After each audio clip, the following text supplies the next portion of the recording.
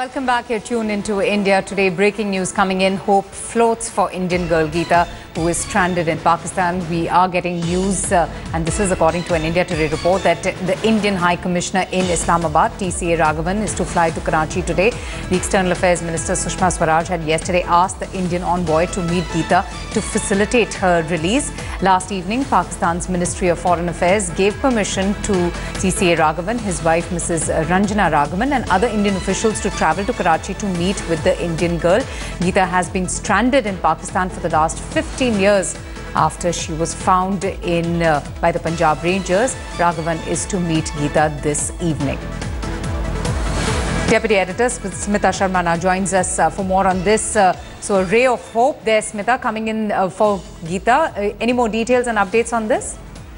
Well, the timing of the meeting is not yet known, Avantika, because that will be confirmed in a short while from now. But what we do know is that there is a greater speed following that intervention by Sushma Swaraj, where she posted that tweet yesterday saying that, following the media reports, she had asked the Indian High Commissioner to go and meet this girl. This case had been picked up by the Indian High Commission in the past. In fact, the family that has been taking care of Geeta, the AD Foundation, who say that Geeta's actual name is Govt, suggested to people, because she had been maintaining this diary, in her handwriting actually, it's not pure Hindi. It sort of has similarities of a certain tribe in Jharkhand, but she had suggested that her name is Geeta, and she has other siblings too, and she has been there, of course, from the age of around 10 or 11 in Pakistan. It's a beautiful sort of a life story, which has such uncanny resemblance to the Bajrangi Bhaijaan plot, the film that has, of course, won millions of hearts across India and Pakistan.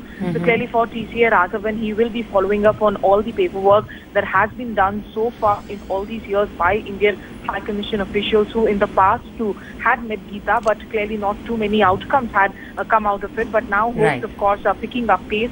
Also, Ansar Bernie, the international human rights activist who had raised Geeta's issue even in his 2012 India visit, will now be visiting India once again on 2nd of September.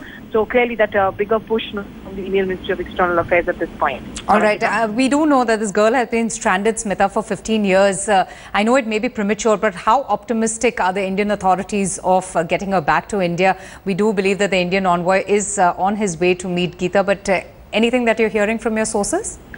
Well, clearly it's fingers crossed at this moment, Avantika, because they will have to get in touch with respective state governments. Over the years, the kind of versions that have come out from, Bilkis, the lady who has been taking care of Geeta, or the other members of AD Foundation, they have been slightly differing. When in 2012, Ansar Bernie was here, he seemed to suggest that Geeta belonged to some state or some village in Rajasthan.